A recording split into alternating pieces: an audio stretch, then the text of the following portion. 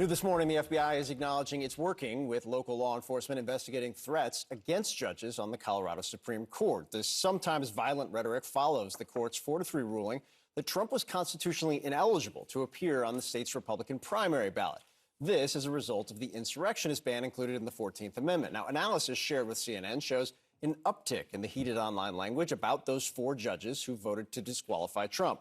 While there are no known threats at this time, there are concerns a lone actor or small group may act out. Trump's team has called the ruling undemocratic, and his lawyers have vowed to file an appeal to the U.S. Supreme Court. Those threats come after Donald Trump shared an insulting Christmas message to some politicians and prosecutors. You can see some of it. We'll pull it up here for you. Some of the attacks, there's a lot right there, on Truth Social, writing things like deranged prosecutor Jack Smith or the unselect January 6th committee. He went on to call Nancy Pelosi crazy, and President Joe Biden crooked. Joining us now, former Republican strategist and pollster Lee Carter, CNN political commentator Jamal Simmons, and politics reporter for Semaphore Shelby Talcott. Good morning, guys. Good morning. Good to have you here. One thing that I think is really striking is some of the language that Trump is using is not hurting him in Iowa among Republican voters. In fact, this Des Moines Register poll shows that when he says things like, you know, immigrants are poisoning the blood of America or the radical left thugs are like vermin, people are saying makes him more likely to support him. 42% say it's more likely to support him in Iowa. Yeah, a lot of the voters that I talk to on the ground have the mentality that, A, this is just sort of something you have to deal with when Donald Trump is involved, and B, they view this rhetoric as that fighter mentality that we talked about last week. And it's like, it's been really interesting because this rhetoric isn't taken like a lot of the media is taking it. It's just taken as this guy is a fighter. He's using this language because he cares about us. And on the flip side, you've seen Trump's opponents really use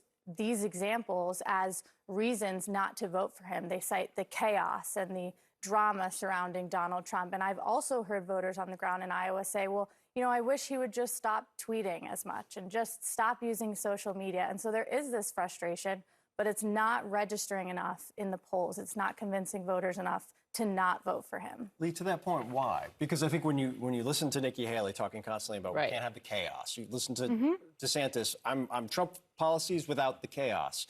Everybody thought going into this campaign season that was a pretty effective message. Right. It doesn't seem to be working though. Yeah, it's not what you say that matters, it's what people hear. And so what I see right now in the electorate, and I really think it's an important point you made, 2/3 of Americans are looking for a fighter. They want someone who's going to say that's going to fight back to a system that seems to be working against them.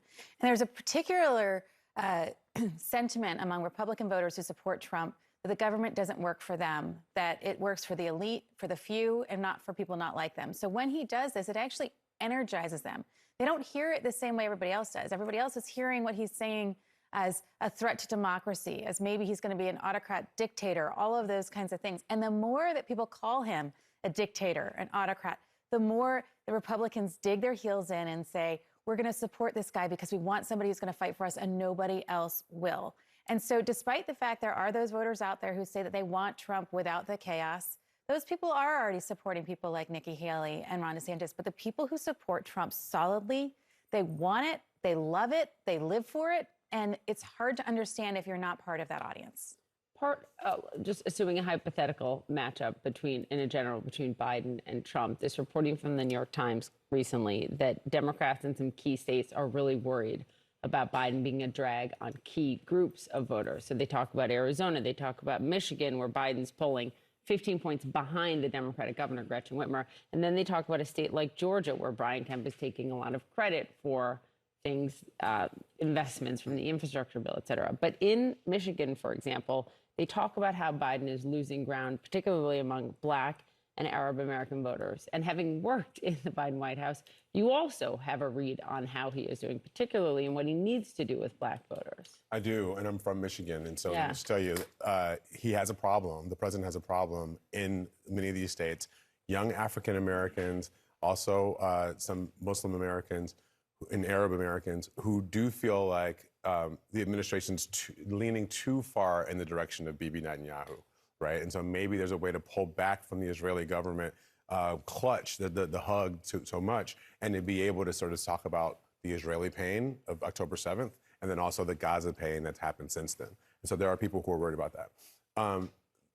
Candidates should be concerned about running with anybody at the top of the ticket who's performing in terms of the polls the way they are right now. Every candidate should be. The problem is candidates always think the lesson of this is I need to find my own voice, be my own self, separate myself from the top of the ticket. And it 99% never works, right? Because the way politics works right now, it's like it's too big. The messages out of the White House are too strong. You've got to figure out how to run with the candidate that you're running with. Define yourself, of course, but you're going to be running with that president. Running against the president just means that the Democratic Party is shooting at each other and not running together on a ticket where everybody's making the same message and making the same call on voters. And that is the only way that I think any of them have a chance to win. Shelby, you've got reporting on how Trump's team is looking at kind of the softness in the coalitions, particularly among black voters, among younger voters, and seeing if there's opportunities. There are places they can take advantage of it. Yeah. Do they really think that there are right now? They absolutely do. And they believe it's not just getting these groups of voters to not turn out for Joe Biden, which would certainly help Donald Trump. They also believe that they can sway a number of people who voted for Biden last time around, but who have become disillusioned with the Biden administration, are frustrated with the economy, are frustrated with gas prices, what have you. That's what Trump's team is targeting, and they're doing it in really interesting ways, particularly with young voters. One of the ways they're doing it is by having some of these more non-traditional, like rappers and celebrities, come out in support of Donald Trump. He goes to WWE events. He's been to a lot of football games. We saw him throwing a football around at at Iowa State fraternity.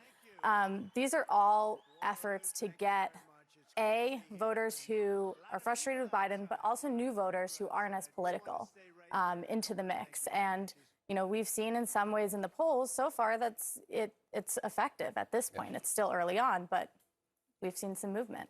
And the Democratic message, I would say this, Democratic message has to be more aspirational. It really does have to talk, particularly young male voters. It's got to talk about the chance, not just what should they say? Hold it up. They got to talk about like how you make money, right? How do businesses grow? How do people have a chance to be able to buy a nicer house and send their kids to school? Like those are the things that really still animate voters, particularly with male voters. And they don't want the government to solve the problems for them. They just want the government to give them a shot to solve the problems for themselves. And too often Democrats make the government and the Democratic politicians the hero in the story and not the individual voter. I do think, though, in addition to the aspirational message, they have to get back in touch with the voters. So most people are saying they feel like the economy is in ruins. A lot of people are saying that I've never felt worse about the future of our country.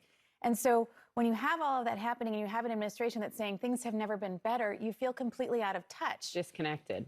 Totally disconnected. And younger people, I think, are really saying, I need somebody who gets my pain, who gets how angry I am and gets how frustrated I am. And you can't just tell me that things have never been better. And I think that is one of the biggest problems. If this administration would just get their arms around how people are feeling and feel like they have their pulse on that, it could really change things. But right now they feel completely out of touch. And I think that's why you're seeing a lot of people peel off.